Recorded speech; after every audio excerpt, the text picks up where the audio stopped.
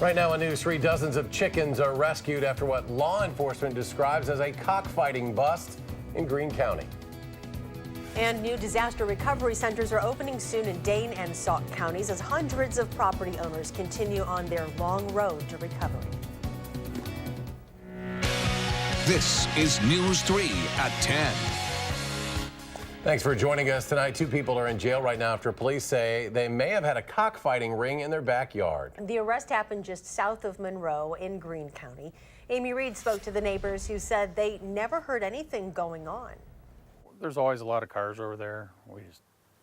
We figured it was just family, which didn't really concern us. Carson Hunt said he didn't notice much suspicious activity at his neighbor's house, though he did say they didn't really talk much. His backyard wraps around his neighbor, so he said he could see the yard filled with chickens until just a few days ago. He said each of these green tents would hold 2 chickens, and a few more and some chicks were kept in the garage. The only red flag as far as the chickens is she noticed that there was one walking around with no feathers, and come to think, well, how did that happen? But here, now it all makes sense. On Wednesday, the Greene County Sheriff's Office arrested 2 people, saying they had enough evidence to prove they had a cockfighting ring in their backyard. 36-year-old Waterman Dong and 39-year-old Puong Win. It is disheartening to see animals treated poorly, neglected, abused, and so forth. Sheriff Mark Roloff said this is so rare he's never seen it before, but he did say it was obvious the birds had been groomed for cockfighting. I don't think any of these animals were ever raised to be normal chickens. They're not normal layers. They're not normal breeds that we see. 3 chickens had to be put down on scene, but the sheriff's office seized 37 chickens and 16 chicks and took them to a chicken ranch in the county. Carson and his wife said they're happy something was done, though he said now he knows for sure what was going on. He wishes he could have stepped in sooner. Oh, thank God. Yeah, I wanted to go over and thank them, or whoever turned them in. Who officially turned them in, I don't know. But yeah, we were very happy when we seen the Sheriff's Department. It's good, something's getting done. This crime is a Class I felony that can carry up to 5 years in prison. The Sheriff's Office is also looking into any potential illegal gambling at the home. Amy Reed reporting tonight. Amy, thank you. A former congressional candidate, a high-profile Capitol protester, is facing criminal charges. Jeremy Ryan appeared in federal court today. A judge ordered him to remain detained until the formal detention hearing next Monday. This is chopper video from yesterday. You're about to see as federal authorities raided Ryan's town of Madison home. He was arrested earlier in the day for attempting to possess radioactive material with the intent to cause death. Court documents show Ryan unknowingly contacted an undercover FBI agent for that substance. Police in Fort Atkinson are looking for a suspect in a hit and run. The driver accused of hitting a 16-year-old who was walking to school Wednesday morning. The teenager suffered a broken femur. The vehicle involved, described as a blue SUV or pickup. Anyone with information is encouraged to contact Fort Atkinson Police. Let's turn to weather now. Meteorologist Dave Caulfield is in the Weather Center with your forecast. Hi, Dave. Hey, Charlotte. The clouds have been with us all day, and a few rain showers tried to break out over the last couple of hours, especially across southwestern Wisconsin, but mainly the substantial rain is well to either our north or to our southwest. But as we zoom in, we could see a couple of blips of green over the past couple of hours in the Platteville area, but I doubt any of that actually reached the ground. We'll have slight shower chances over the next couple of days as well. Downtown Madison on the Edgewater Skycam looking at cloudy skies, temperatures at 44 degrees, east-southeast wind at 3 miles per hour, 42 in Watertown, 45 in Lone Rock, still at 47 in Boscobel, and into the 30s in Black River Falls and Camp Douglas. Wind speeds pretty light this evening out of the east at about 5 to 10 miles per hour. Your day planner for tomorrow shows the clouds still in town. There is a chance of a few showers in some spots, and we'll go over those chances a little bit further in your first alert forecast in just a few minutes. Thank you, Dave. 2 months after this summer's historic flooding, hundreds of area homeowners dealing with damage are still figuring out what to do next. In the coming days, help is being made available to Dane and Sauk County residents, leading them through the process. Our Madeline O'Neill has more on disaster recovery centers, one set to open as early as tomorrow. Terrible. It's hard to escape flood damage here in Reedsburg. We couldn't stay here for, 5, 6 nights? The high water from this summer is gone, but its effects are hanging on. It was just out here. Tony Magis and his wife lived through the historic flooding here in 2008. They didn't expect nearly the same thing to happen just 10 years later. No. 100 years. The family lost their furnace, water heater, and belongings stored in the basement. Just thankful we weren't hurt or anything. And it wasn't worse, really. Our house is still, we can still live in it. Others across Sauk County weren't as lucky. We're close to 400 homes that have been impacted either from from a destroyed down to a minor. Sauk County Emergency Management Director Jeff Jelinek says for many, recovery is uncharted waters. I want to try to make it as easy as possible for them. A disaster recovery center is opening in Reedsburg to lead them through the process. It truly is important to register. One, so that they can look at aid.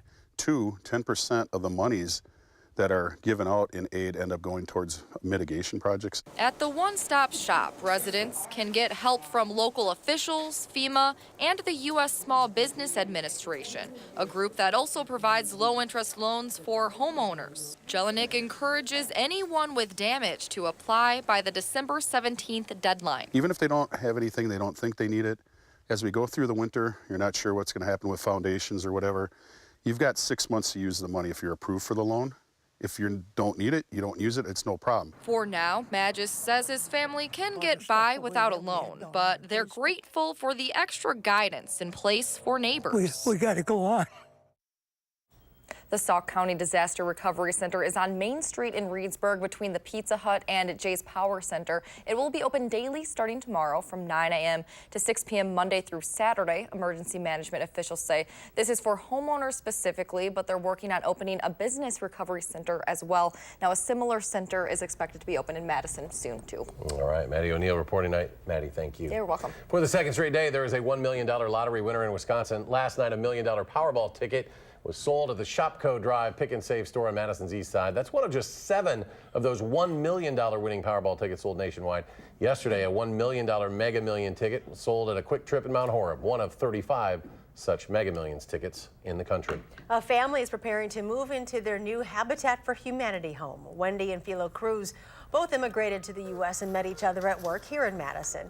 More than a decade later, they are starting their family in a new home. At their home dedication today, the couple celebrated their new lives, looking forward to raising their child here. Remember those. It's a nice place to live. I recommend everybody who want to grow up a family to be here in Madison. We're going to see her walking and riding the bikes and playing with the snow. The home Wendy and Philo worked on was a renovation, unlike most Habitat for Humanity projects. They officially move in next month. Still ahead tonight, chances for rain in the coming days. Dave Caulfield will have his updated forecast, including a look at the weekend. And creating living spaces that are accessible for everyone. A closer look at this growing universal design concept when we come back.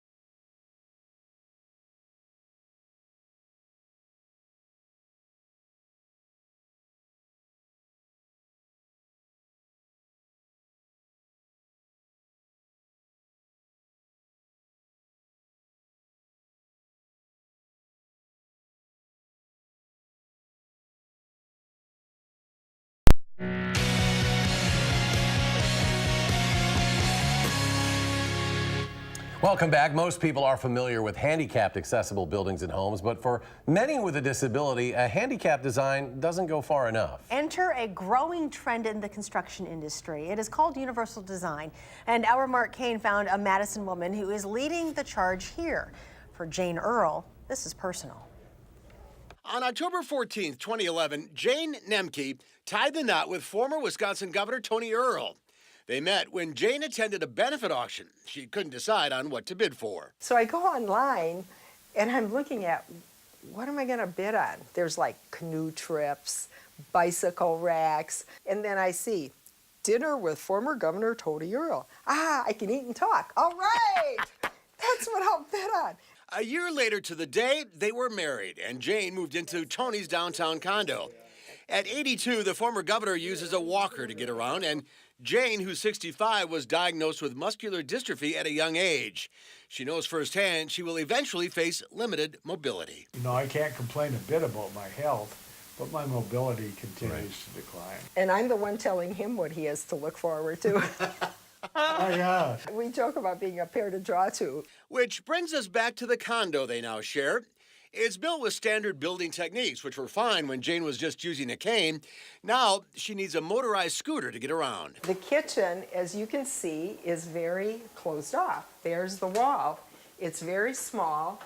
I cannot get in here with my scooter. This bar makes it impossible. I can't raise my arms up very far. So, I mean, I can't function or sit at that bar. You're not going to have breakfast here. I cannot have breakfast. It's everyday things most of us don't pay any attention to. Floor transition strips are not easy to negotiate in a scooter. Laundry can be a major challenge. I have to do a really fancy U-turn and back up about 3 or 4 times to get in there. And then once I do get in there, look. Yeah, you're not going to get to I can't get to the dryer, and all the controls are up above where I can comfortably reach. Jane decided it was time to take action. Through the nonprofit SAIL, Sharing Active Independent Lives, Jane found out about a building concept called universal design. Ann Albert is SAIL's executive director and Jane's friend. Our whole purpose is about helping people stay connected and independent as they age. I love it. I've always been interested in universal design. What I think is beautiful about it is that it promotes and supports independence, but in a very natural way. So instead of remodeling their current condo, a second unit in the building opened up, and Jane decided to remodel it in universal design from the ground up. Okay, so the first thing you're going to notice that's different here is no closet. There was a closet here. There was a closet here, and it was one of the first things we ripped out in order for me to have access to the kitchen. Working with design firm TZ of Madison, she created a home she can live in. Touch-sensitive faucets, induction stovetops. The dishwasher is in a drawer. By making everything counter height, it's all accessible. Those pesky floor strips, gone. The whole unit has one flooring type, bamboo, eliminating a half dozen floor strips. And laundry day, problem solved. I used exactly the same footprint as in the old unit.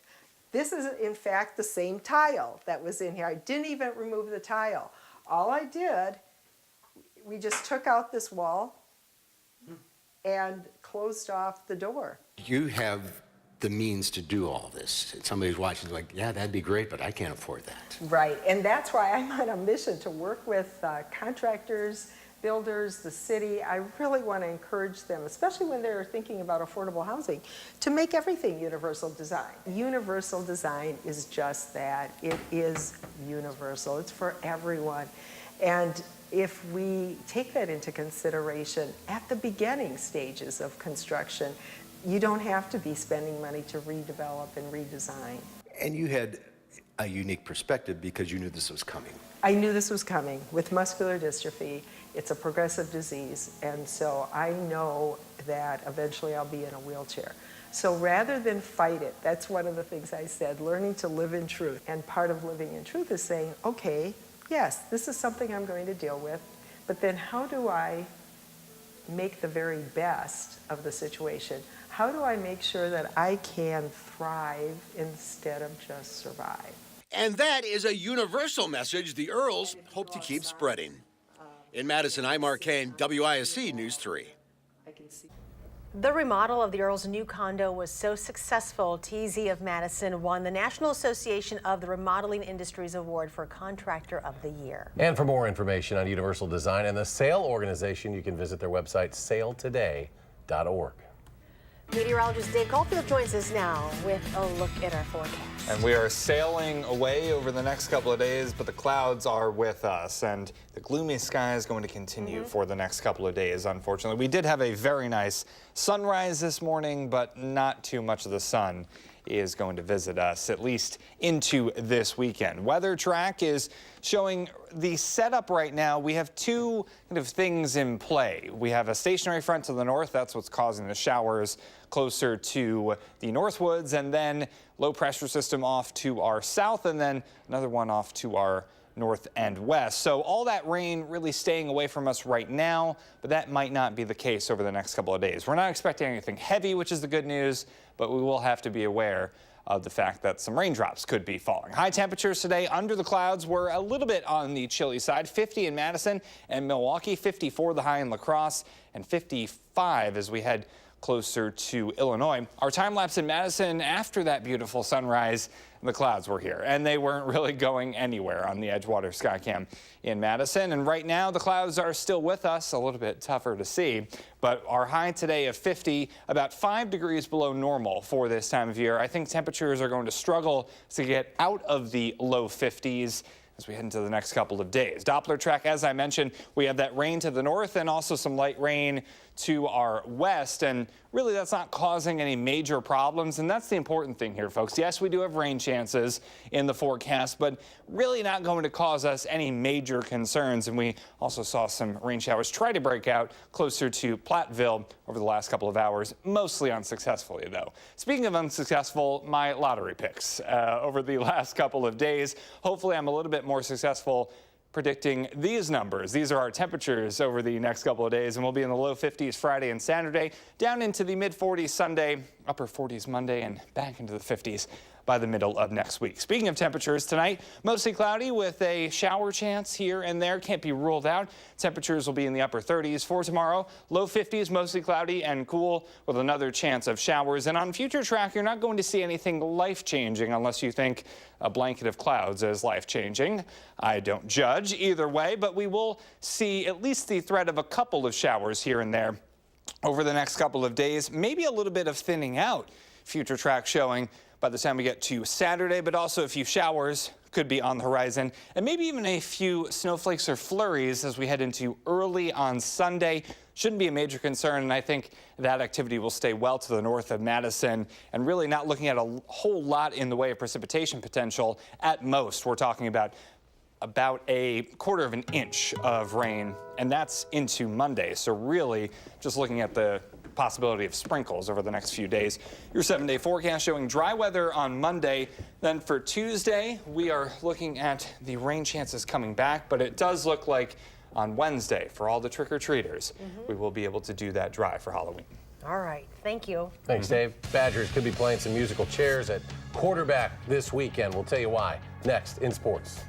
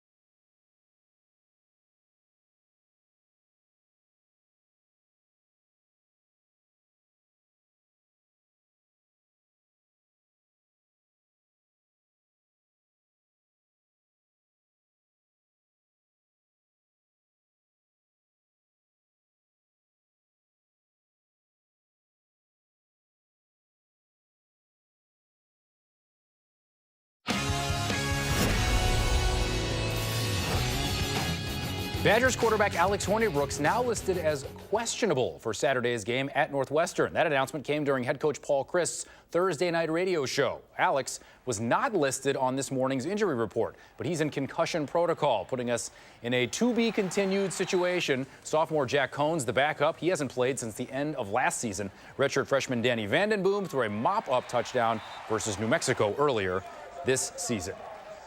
The Packers will be charged with slowing down the #1 total offense in the NFL this weekend, but they'll also have to watch out when it comes to their offense. The Rams only giving up 18 points per game this season. Defensive tackle Aaron Donald leads the league in sacks. Aaron Rodgers says his offense has some serious lulls this season, but they can't afford to do that on Sunday.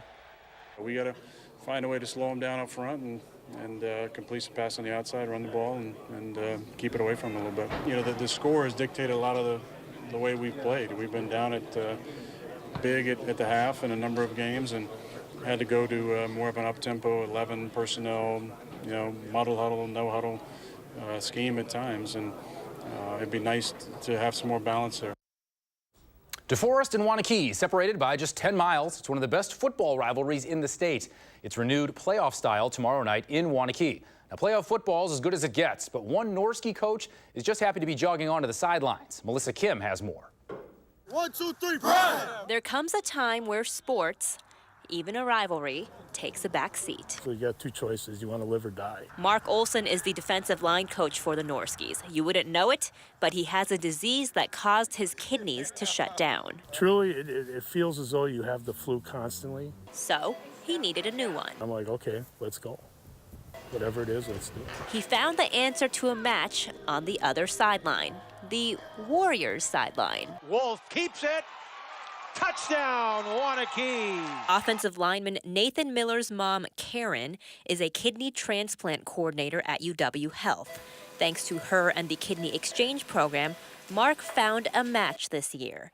So after the regular season game, he looked for number 58. To be honest, at first I thought I was in trouble, that I did something wrong. I know your mom, Karen. She was the one that was able to give me a kidney. And then I shook his hand and I said, thank you. I just thought it was really cool that we're from a different town, but like we're still closely connected. Mark hasn't missed a snap on the sidelines since he found that match in February. Life is pretty good right now. It's great, actually. Now, Mark got his kidney because his wife donated hers through the kidney exchange program. And there's no better gift than that. If you want to do something giving somebody 10 to 15, maybe even 20 years of their life back, I don't know what else is better. This year alone, UW Health has completed 39 transplants through the Paired Kidney Exchange Program. For more information on how to become a donor, you can head to channel3000.com. Level 2 Prep Mania tomorrow night right here at 10. More than a dozen area teams trying to stay alive. We are back right after this.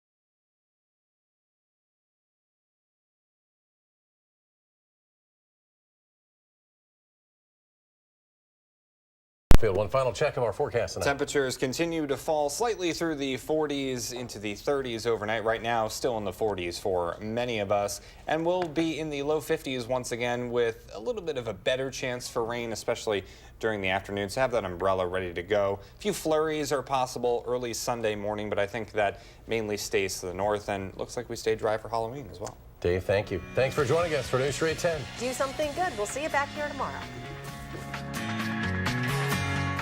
Making plans that are weather dependent? Get an accurate 12-hour, even a 10-day forecast. Download the Channel 3000 First Alert Weather app and start planning.